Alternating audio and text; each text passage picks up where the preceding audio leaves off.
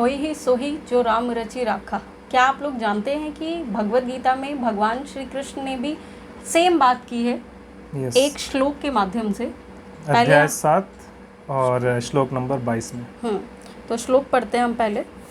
सतया श्रद्धया युक्तस्तस्याराधनमीहते लभते च ततः कामान् मयैव विहितान् हितान्। वह पुरुष उस श्रद्धा से युक्त होकर उस देवता का पूजन करता है और उस देवता से मेरे द्वारा ही विधान किए हुए उन इच्छित भोगों को निसंदेह प्राप्त करता है। यहाँ पर वह पुरुष कौन सा पुरुष है? ये वो पुरुष है, वो मनुष्य है एक्चुअली, जो कुछ प्राप्त करने के लिए देवताओं की पूजा करता है और भगवान उस मनुष्य की जो श्रद्धा है वो उसी देवता में स्थापित कर देते हैं। ये उस पुरुष की बात यहाँ पर की जा रही है। तो वो कह रहे हैं कि वो जो मनुष्य होता है वह उस श्रद्धा के द्वारा जो मैंने स्थापित करी है उस श्रद्धा से युक्त होकर देवता का पूजन करता है। देवता कौन है? जो हमें भौतिक वस्तुएं प्रदान करते हैं, हमारे जीवित शारीरिक रूप को जीवित रखने के लिए जिन चीज़ों की आवश्यकता होती है वो जो हमें प्रदान करते हैं वो देवता होते हैं। तो वो श्रद्धा से युक्त होकर मनुष्य जो है वो उस देवता का पूजन करता है और उस देवता से मेरे द्वारा ही विधान किए हुए उन इच्छित भोगों को निस्संदेह प्राप्त करता है। तो वो जो देवता है वो उसको, जब हम उस देवता की पूजा करते हैं तो हमें वो हमारी इच्छा के जो फल हैं, जो जिनकी इच्छा हम करते हैं वो सारे फल हमें वो देवता देते हैं। लेकिन वो जो फल हैं उनका विधान मैंने पहले ही किया हुआ है।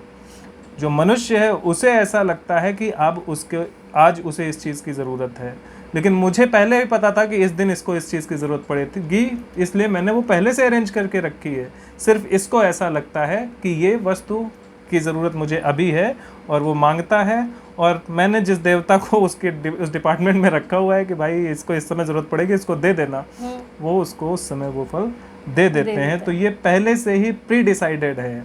वही मिलेगा आपको जो मैंने पहले से डिसाइड किया हुआ है। जो मैंने डिसाइड नहीं किया वो आपको नहीं मिल सकता, आप किसी भी देवता की कितनी भी पूजा कर लें। तो क्वेश्चन आता है कि जो नॉर्मली इच्छाएं करते हैं लोग, जो भौतिक की भी इच्छाएं करते हैं, तो भौतिकता भी भगवान ने पहले से डिसाइड करके रखी हुई है कि इसको ये मिलेगा या इसको ये मांगना पड़ेगा। सब कुछ पहले से डिसाइड है। ऐसा क्यों? कौन सी चीज़? कोई भी चीज़ अगर भौतिकता भी मांग रहे हैं कोई, तो ऐसा क्यों होता है? भौतिकता के बिना सरवाइव कैसे करेगा मनुष्य? वो तो चाहिए ना। जो आत्मा है, जीवात्मा, खुद अपने आप को, मतलब ये संसार कैसे चलेगा? सृष्टि तो भौतिकता पर ही आधारित है ना। लेकिन जो आत्मा है वो भौतिक नहीं है। आत्मा जब शरीर को धारण करती है तब जो शरीर है वो भौतिक होता है। तो इस भौतिक शरीर का उपयोग करके वो सृष्टि में जो भी कर्म करने के लिए उसको भेजा गया है वो कर्म करती है। लेकिन क्या वो बिना शरीर के कर सकती है? बिना शरीर के वो कुछ नहीं कर सकती। तो भौतिकता की तो आवश्यकता है, बस उसमें लिप्तता की आवश्यकता नहीं है। मेरे पास इसका एक और जवाब है। बेसिकली भगवान ने जो संसार बनाया है, तो यहाँ पर जो भी चीज़ें बनाई है, जैसे वो खुद भी राम जी हैं, कृष्ण जी हैं, और भी उनके इतने सारे अवतार हैं, तो वो लोगों को कुछ ना कुछ सिखाने के लिए गए, आए यहाँ पर कि कैसे धर्म करना है, क्यों करना है, क्या करने से तुमको धर्म की प्राप्ति होगी, क्या करने से तुमको अधर्म मिलेगा। तो भौतिकता भी कहीं ना कहीं हमको लेसन सिखाती है। डिटैचमेंट या अटैचमेंट, दोनों ही चीज़ें भौतिकता भी हमें देती है। जैसे एक कहानी मुझे याद है नामदेव जी की। श्रीमद् भागवत की एक कहानी है कि उनके कोई संतान नहीं होती है, और उनके संतान क्या, उनके गाय के भी संतान नहीं होती है। उनका पूरा जो कुल होता है वो पूरा बांझ होता है, कहीं कोई वो नहीं। लेकिन उनके अंदर एक वो फीलिंग है कि नहीं, मुझे बच्चा चाहिए, मुझे मेरा वंश चलाना है। नामदेव जी बहुत ज्ञानी व्यक्ति होते हैं, लेकिन फिर भी उनके अंदर वो जो इच्छा है कि नहीं, मुझे कुछ ना कुछ कोई, मतलब ऐसा कोई चाहिए जो मेरे वंश का आगे मेरा नाम चला सके। एग्जैक्टली। इस इच्छा के साथ वो क्या करते हैं, जाते हैं कि अब हो नहीं रहा बच्चा और मेरा कोई नाम तो चला नहीं सकता, मैं जा रहा हूँ मरने के लिए। वो चले जाते मरने के लिए। वहाँ पर एक ज्ञानी ध्यानी बहुत बड़े साधु मिल जाते हैं उनको। वो बोलते हैं कि अरे क्यों तुम आत्महत्या कर रहे हो, तो गलत है। वो बोलते हैं हाँ वो ठीक है, गलत होगा, लेकिन क्योंकि मेरा वंश चलाने के लिए कोई नहीं है और ऐसे सुखी रहने से बेटर है कि मैं मरी जाऊँ, मुझे ऐसे जिंदा नहीं रहना। तो उन्होंने उनको समझाया कि बेटा देखो, तुम्हारी पूरी, मतलब आज क्या, तुम्हारे आने वाले बहुत पीढ़ियों तक कोई संतान है ही नहीं। वो बोलते नहीं नहीं, मुझे तो बच्चा चाहिए। तब वो बोलते हैं कि ठीक है, एक सेब ले जाओ। ये सेब क्या, फ्रूट कोई देते हैं कि ठीक है, ये अपनी वाइफ को खिला देना और जो 9 महीने का जो भी टाइम होता है यहाँ पर मेरा उसमें। पहले एक सवाल है हाँ पूछो। कि जब उनके खुद के नहीं बच्चा होगा तो उनके आगे वाली कई पीढ़ियों तक संतान नहीं है, ये कैसे बोल दिया उन्होंने? हाँ नहीं, उनके कुल, पूरा कुल, सिर्फ उसके नहीं, उनके पूरे कुल में ही नहीं है। मतलब उनके अगली गाय के पीढ़ी की बात नहीं हाँ, कर रहे हैं, वो इसी पीढ़ी की बात कर रहे हैं कि किसी में नहीं होगा। एग्जैक्टली उनके क्योंकि गाय जब के तुमने भी बोला बच्चा नहीं है अगली ना। पीढ़ी 7-8 पीढ़ियों तक नहीं होगा, तो वो तो अगली पीढ़ी आएगी कैसे? पूरे कुल की बात कर, मतलब उस पूरे कुल में जो है उनके इस पीढ़ी चाचा, के बाद उसका आगे नहीं भाई, बढ़ेगा। एग्जैक्टली उसका भाई भी होगा, उसके भी कोई बच्चा नहीं होगा, मतलब इस तरह। इवन उनके गाय के भी कोई बच्चा नहीं होगा ना ये। तो अब वो बोलते हैं कि ठीक है ये फ्रूट ले जाओ और 9 महीने का जो मैं बता रहा हूँ ये रूल्स फॉलो करना, वाइफ को बोलना, करेगी तो आपके बच्चा हो जाएगा। और ऑब्वियसली अच्छा ही होना था। अब वो दे देता है अपनी वाइफ को कि ये लो तुम इसको खा लेना। वो वाइफ बोलती है कि अरे अब कौन खाएगा, और प्रेगनेंसी में क्या पेट मोटा लेके मैं कहाँ जाऊंगी। वो उसको गाय को फेंक देती है, गाय खा लेती है उसको। वो अपनी बहन के यहाँ चली जाती है, बहन का बच्चा खुद लेके आ जाते हैं, उसको पैसे दे देती है। बाद में क्या होता है कि गाय के जो बच्चा होता है उसके बच्चे का जो कान होता है वो गाय के समान होता है और पूरा शरीर इंसान का होता है। उसका नाम रखते हैं वो गौकर्ण। और दूसरा जो उसके जो बच्चा वो जो लेके आती है उसका बच्चा होता है, नॉर्मल तो होता है, लेकिन उनका वो उसी के नाम से दूसरा नाम रखती है, मुझे नाम याद नहीं आ रहा। धुंधुकारी।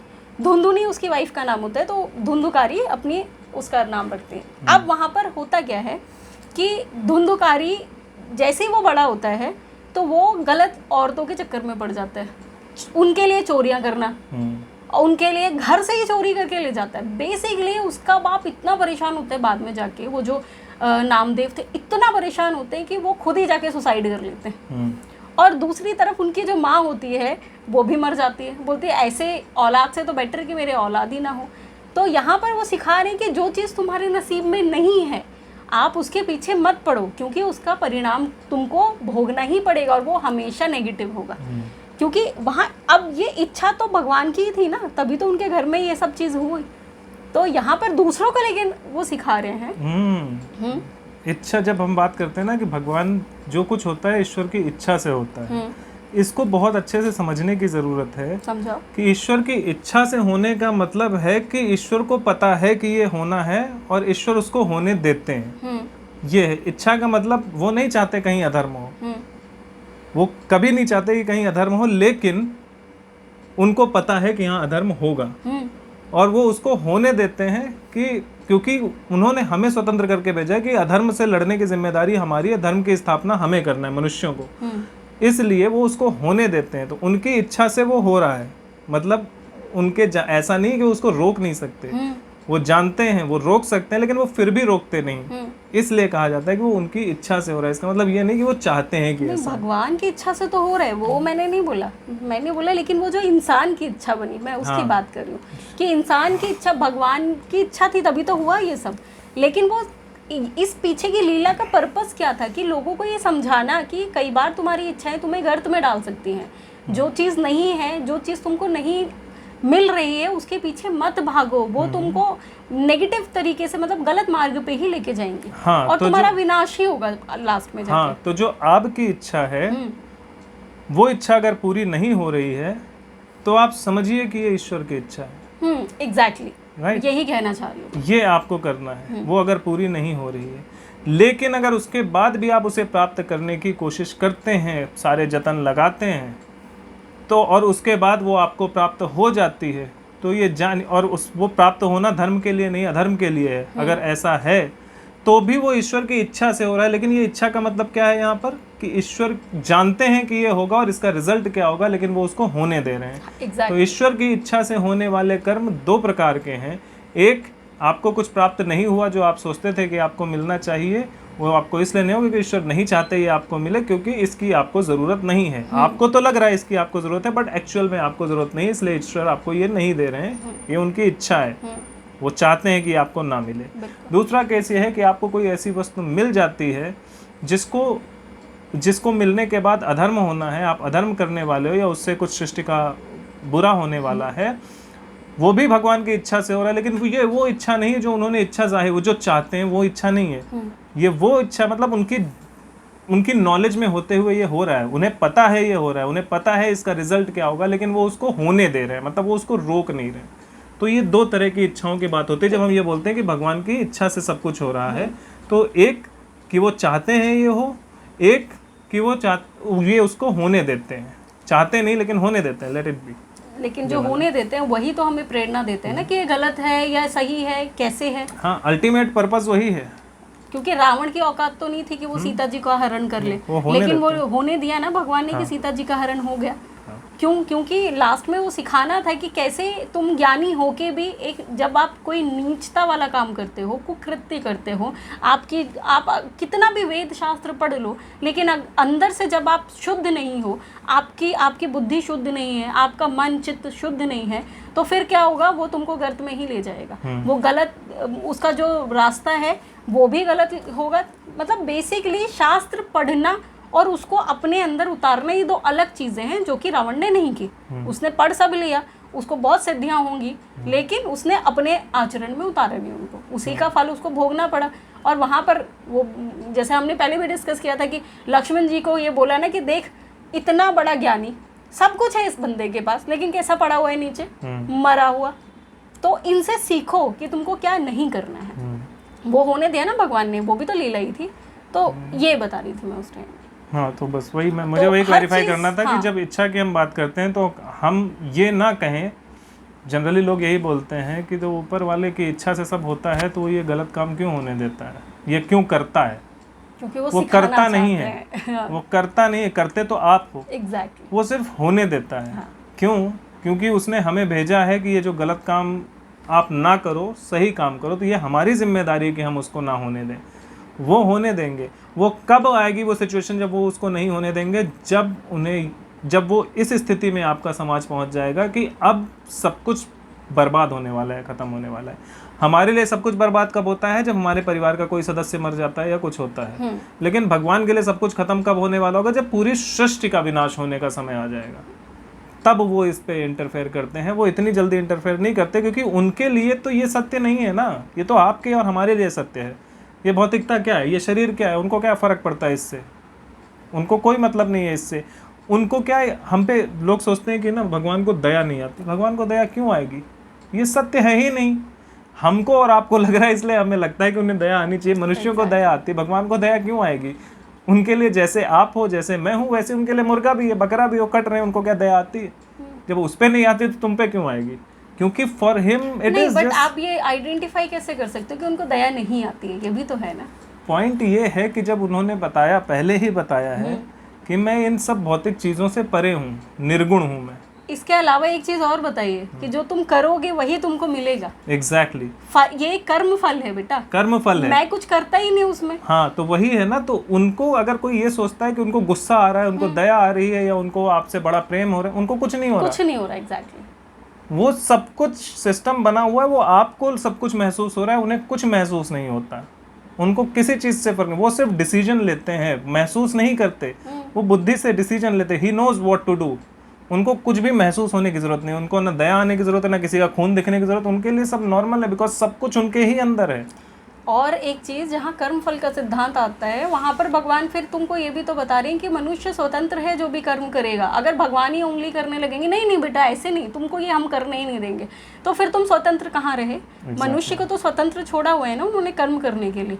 तो भगवान अपनी ही बनाई जो उन्होंने सिद्धांत बनाया, उसको तो बैक नहीं कर सकते। फिर हम कंपनी में चलते हैं। फिर कंपनी में चलते हैं। तो कंपनी में क्या होता है कि अगर एक मैनेजर है और उसके जो सबॉर्डिनेट्स हैं उनको कुछ काम असाइन किया हुआ है और वो काम अपने आप से कर रहे हैं, अगर वो जो भी डिसीजन ले कि ये नहीं ये करना है तुम्हें, वो जो भी डिसीजन नहीं ये नहीं ये करना है तुम्हें, तो वो जो सबॉर्डिनेट्स हैं वो कोई डिसीजन कभी ले ही नहीं पाएंगे। वो जब डिसीजन ले ही नहीं पाएंगे तो वो कभी किसी लायक बनेंगे ही नहीं। और हर बार मैनेजर को ही आके उनका काम करना पड़ेगा। तो इसी तरह से भगवान का है कि जब तक ये गलतियां करेंगे नहीं तब तक ये सीखेंगे नहीं। तो गलतियां भी आपको करनी है, उनको सुधारना भी आपको ही है। हो सकता है एक मनुष्य, मैं गलती करूं ये आके सुधार दे, ये गलती करे मैं आके सुधार दूं, लेकिन करना अल्टीमेटली हमें ही है। मनुष्य को ही गलती सुधारनी है, हर एक गलती सुधारनी। अगर कोई दूसरा मनुष्य कोई गलती कर रहा है तो एक दूसरे मनुष्य को वो सुधारनी है। बट ये सारा काम आपके और हमारे हाथ में है। भगवान ये करने नहीं आएंगे। वो क्यों नहीं आएंगे? क्योंकि जिस तरह से आप देख रहे हो उस तरह से नहीं आएंगे। वैसे तो वो हम सबके अंदर हैं और वही हर जगह आपको बता। जब आपको ये बोलते हैं, आप लोग खुद ही ये बोलते हो ना, मनुष्य बोलता है ना कि अरे वहाँ पे इतना अत्याचार हो रहा है उन लोगों के ऊपर, भगवान को उन पे दया नहीं आती। भाई तुम्हें नहीं आती, तुम बचाओ फिर जाके। ये जो तुम सोच रहे हो, जो दया की बात सोच रहे हो, ये स्वयं भगवान ही है। ये आपके अंदर इसलिए आई है क्योंकि वहां तो हो रहा है लेकिन किसी और के साथ आप मत करो, लेकिन आप किसी और के साथ वो कर रहे होते हो। तो वो क्यों आएंगे कि जब आप खुद ही दोगले हो। आप दूसरों के लिए तो बोल रहे हो कि दया करो, लेकिन खुद पता नहीं कितने जानवरों को मार के खा जाते हो या किसी को कुछ भी कर जाते हो। बकरी ईद पे तो क्वेश्चन करते हैं, लेकिन जब वो खुद रोज मीट खा रहे होते हैं तो उस पे उनका ध्यान ही नहीं कोई जाता फर्क नहीं है। पड़ता। रोज नॉनवेज खाना है उनको, चिकन पता नहीं क्या, नली निहारी पता नहीं क्या क्या खाते हैं, उसमें उनको टेस्ट आता है। लेकिन एग्जैक्टली तो आप खुद भ्रष्ट हो ना। आपको लगता है कि सिर्फ मनुष्य जो है वही इम्पोर्टेंट है, जानवर इम्पोर्टेंट नहीं है। लेकिन भगवान के लिए तो सारे इम्पोर्टेंट है। उन्होंने तो सबको बनाया है ना। उन्होंने अपनी जायदाद आपके मनुष्यों के नाम पे नहीं लिखी है, वो सबके लिए है। तो पॉइंट यही है कि वो जो दया आपके अंदर आई, दया भाव आया कि अरे इसके साथ ये बुरा हो रहा है, वो दया भाव इसलिए भगवान लेके आए कि तुम उसके साथ मत करो। वो इसलिए भगवान ही आके आपको ये बता रहे हैं कि आपके अंदर दया है, आप इसको याद रखो। क्यों भूल जाते हो? लेकिन वो दया आपके अंदर लेकिन आप क्या है कि आप भौतिकता में इतने लिप्त हो चुके हो कि आपको मनुष्य के साथ कुछ होता है तो दया दिखती है, दया आती है। लेकिन वही काम आप जानवर के साथ कर रहे होते हो तो आपको दया नहीं आती। क्यों? क्योंकि आप स्वार्थी हो चुके हो, आप भौतिकता में अतिलिप्त हो चुके हो। क्योंकि आपको अपना तो दर्द दिखाई देता है लेकिन सामने वाले का नहीं दिखाई देता है। तो अब प्रॉब्लम क्या है कि क्या भगवान को दया नहीं आती? भगवान स्वयं दया है, वो खुद आए, आप लोगों को नहीं आती। That is the problem. आप लोग भगवान को एक्सेप्ट नहीं करना चाहते। हम मनुष्य जो हैं वो भगवान को आने ही नहीं देते। भगवान आते भी हैं तो हम कहते हैं कि हम आपकी नहीं सुनेंगे। और भगवान कुछ नहीं करते तब तक, आपको कंट्रोल, वो ताकत से कंट्रोल नहीं करते तब तक जब तक बहुत बड़ा ब्लंडर होने वाला नहीं होता। वो कहते हैं कर लो, क्योंकि उन्हें तो कोई फर्क पड़ता नहीं है। तुम करोगे, तुम ही झेलोगे, तुम्हें ही दुख होगा। कर्मफल सब कुछ आपके साथ ही हो रहा है, उन्हें कोई फर्क नहीं पड़ता। और उनके लिए ये सब कुछ रियल भी नहीं है जो हमारे साथ हो रहा है। सब माया है, सब माया है। हमारा गर्दन कटती है तो हमें खून बहता है, हमें परिवार वालों को रोना आता है, हमें दर्द होता है, सब कुछ होता है। उनको पता है कुछ तो हो ही नहीं रहा, ये महसूस कर रहे हैं। इसका एग्जाम्पल भी मैं दे सकती हूँ। टीवी देखते हैं, मूवीज होती हैं, मूवीज में कितना कुछ, कोई किसी का पति होता है, कोई किसी की वाइफ है, बट रियल लाइफ में क्या ऐसा है? वहां पर मर भी रहा होता है, कितने लोग मरते हैं, कितना कुछ होता है। लेकिन क्या रियल लाइफ में वो चीज होती है? वो तो शूटिंग है, वो एक्चुअल में नहीं है, बट तुमको रियलिटी दिख तो रही है रियल की तरह कि नहीं नहीं नहीं यार ये तो हो रहा है। तो बस यही चीज है। तो जो टीवी के अंदर है वो तो रो रहा है, हाँ, वो तो फफक फफक के रो रहा है। exactly. लेकिन जो बाहर है उसको तो पता है कि ना ये एक्टिंग चल रही है। इट इज नॉट रियल, ये रियल नहीं है। वही उनके केस में है कि जो भगवान है, जिन्होंने सब बताया, उनको ये इनको लग रहा है ऐसा हो रहा है। टीवी वाला जो थोड़ा सा अलग रहेगा वो, क्योंकि उतना अच्छे से रिलेट नहीं होगा। लेकिन अगर सपने की बात करें, हाँ बिल्कुल, तो बिल्कुल परफेक्टली आपके साथ मैच होता है कि जो सपने में आपके साथ हो रहा है वो एक्चुअली आपके साथ नहीं हो रहा है। आपको सिर्फ भास रहा है, लग रहा है, महसूस हो रहा है। जो स्वप्न में आपके साथ हो रहा है वो सिर्फ आपको महसूस हो रहा है। और इतना स्ट्रांगली होता है कि कई बार हम रोने लगते हैं। राइट। तो आप तो रो रहे हो, मैं लेटा हूँ, सपना देख रहा हूँ, मैं रो रहा हूँ, लेकिन ये मेरे सामने बैठकर ये तो नहीं रो रही। क्यों? क्योंकि उसको पता है इसके साथ तो कुछ हो ही नहीं रहा। एग्जैक्टली। इसको खाली लग रहा है कि हो रहा है। सेम केस भगवान के केस में है कि भगवान जब आपको देख रहे हैं, आपको दिख रहा है, आपकी गर्दन कट रही है, आपके लोग मर रहे हैं, आपके साथ इतना कुछ हो रहा है, आप कह रहे हो भगवान को दया क्यों नहीं आ रही? बट भगवान ऊपर से देख रहे हैं कि ये इसको लग रहा है, बट ऐसा कुछ तो इसके साथ हो ही नहीं रहा।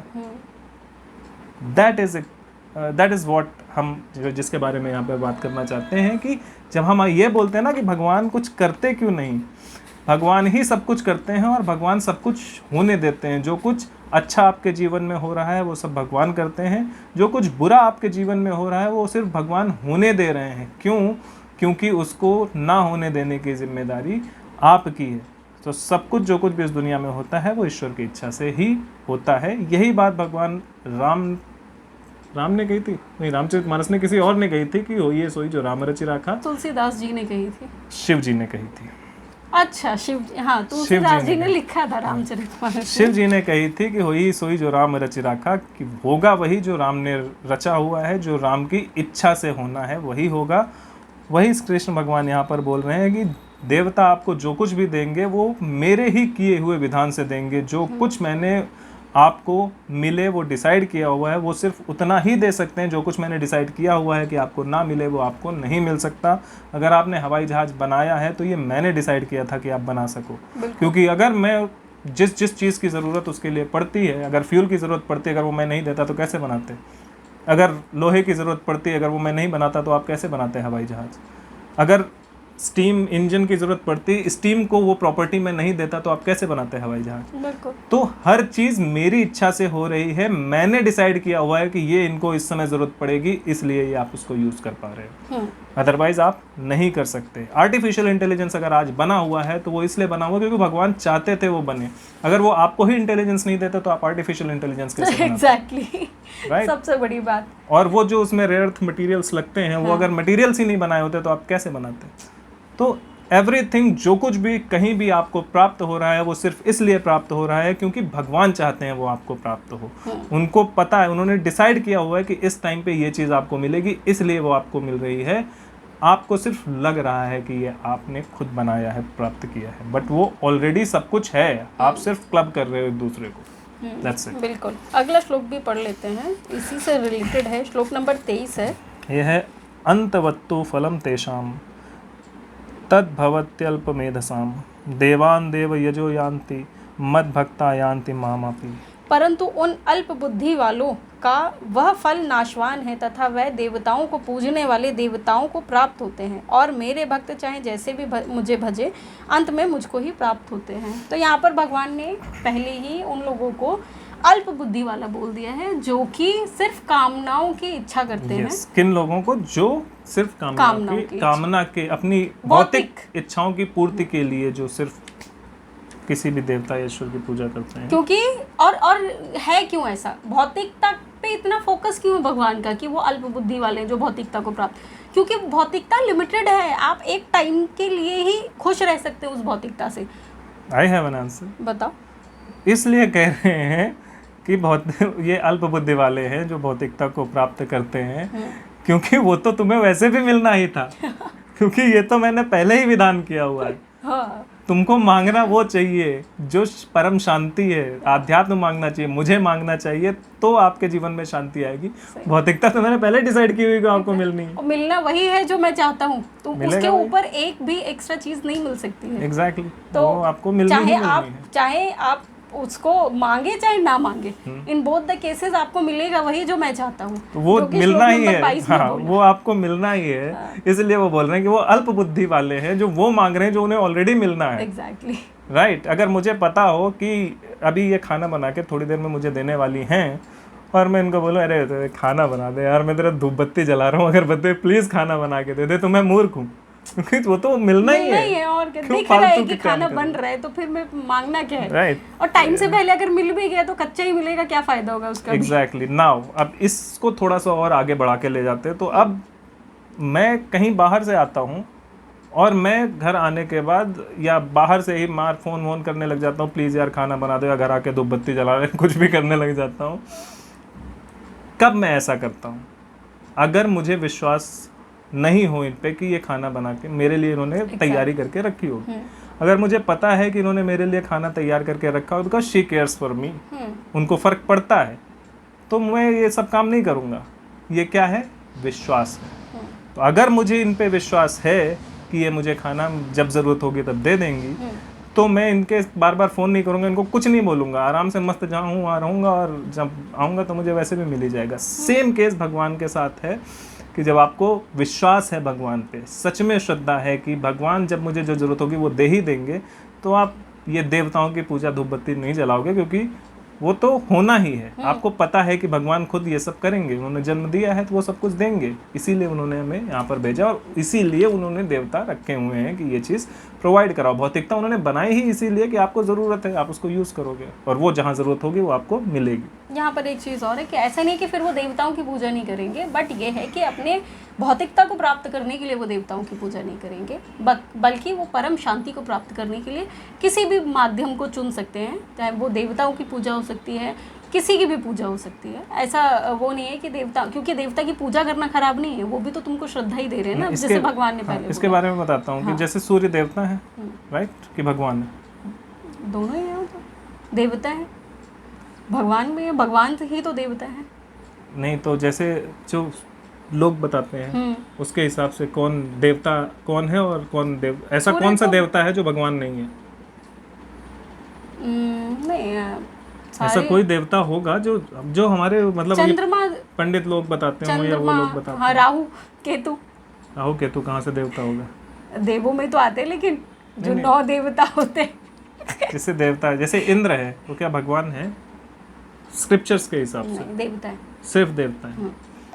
तो इंद्र देवता है क्यों? क्योंकि वो वृष्टि देते हैं, वर्षा देते हैं। अगर हम उनकी पूजा कर रहे हैं कि वर्षा करो इंद्रदेव, वर्षा करो, तो वो क्या है? देवता है। उसी इंद्र की पूजा मैं इसलिए करने लग जाऊं कि बस इंद्र की मुझे पूजा करनी है। क्यों? मुझे कुछ चाहिए नहीं, बस उनकी पूजा करनी है, क्योंकि मुझे आनंद मिल रहा है, क्योंकि मुझे उन पर भरोसा है कि वो सब कुछ मुझे देंगे। सिर्फ वर्षा ही नहीं, वो सब कुछ मुझे देंगे। तो अब वो इंद्र देवता नहीं रहे, वो भगवान बन चुके हैं, वो स्वयं अब श्री कृष्ण हो चुके हैं। Exactly, right. तो वो क्या है, इससे फर्क नहीं पड़ता आप क्या सोच रहे हो, इससे फर्क पड़ता है। तो जो ईश्वर है, जो देवता है, जो भगवान है, वो किस रूप में आपके सामने खड़ा है, ये इस पर डिपेंड करता है कि आप उसके बारे में क्या सोच रहे हो। क्योंकि वो जो सामने है सब कुछ कृष्ण ही है, वो स्वयं ही है हर जगह। उनको आप जिस तरह से देखते हो वो उस तरह से आपके सामने आते हैं। इसीलिए उन्हें अभी कुछ श्लोक पहले उन्होंने बताया था कि आपकी श्रद्धा जहाँ होती है मैं उसे वहीं स्थापित कर देता हूँ। अर्थात अगर आप मुझे वर्षा करने वाला समझ के पूज रहे होते हो तो मैं सिर्फ वर्षा तक ही सीमित हो जाता हूँ। आप मुझसे जितना मांगते हो मैं उतना ही देता हूँ। लेकिन जब आप मुझे मांग लेते हो कि मुझे ईश्वर चाहिए, तो मैं फिर, क्योंकि मैं तो सब कुछ हूँ, तो फिर आपको सब कुछ ही मिलता है। तो आपको मतलब अंतिम सत्य प्राप्त होता है, क्योंकि वो तो मैं ही हूँ। तो यहाँ पर भगवान बोलते भी तो हैं कि जो देवताओं को पूजते हैं वो देवताओं को प्राप्त होते हैं। अंतिम ये बाद की बात बता रहे वो कि जो देवताओं को प्राप्त होते हैं वो देवताओं को पूजेंगे, जो देवताओं को पूजते हैं वो देवताओं को प्राप्त होते हैं।